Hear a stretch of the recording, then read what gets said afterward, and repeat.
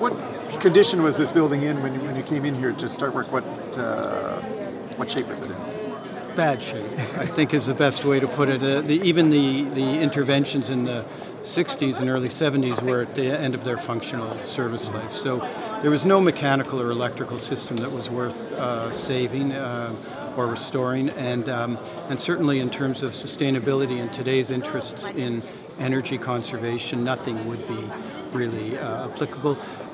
None of the structure was really ready for today's seismic codes. And when we started doing explorations, we found that many of the floors themselves were in worse shape than you could imagine, really both unstable and at near risk of failure. We're looking forward to getting into our new home. As you can see, it's a very unique kind of tying of a lot of modern features with a wonderful heritage building that we're in, the old Grand Trunk Railway Station. Windows up here, I understand, were closed for years and years, right? Yeah, they had film on them, and they were basically dark, and there was broken glass, and so it's there throughout.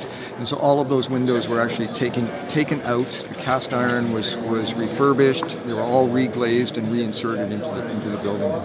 It's pretty phenomenal, but the daylight that's added to it is just phenomenal. Do you have a favorite element that's?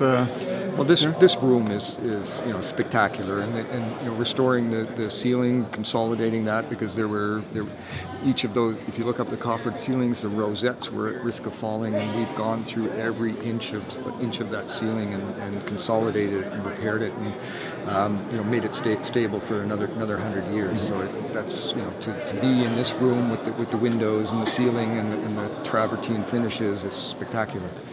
We started this project 4.5 years ago, doing exploratory investigations, starting with demolition and so forth. And the teamwork and the collaboration that's actually allowed us to get here is spectacular, because you can't accomplish this kind of thing without a large team of people pulling in the same direction. It's not your everyday project. It's really a generational project, and the opportunity is extraordinary. We're incredibly fortunate to have had the opportunity, and really to work with the people at Public Works and the Senate has been quite exceptional, because there's been a real alignment of vision and goals throughout this project, as well as with the constructor, and I think that shows in the finished product.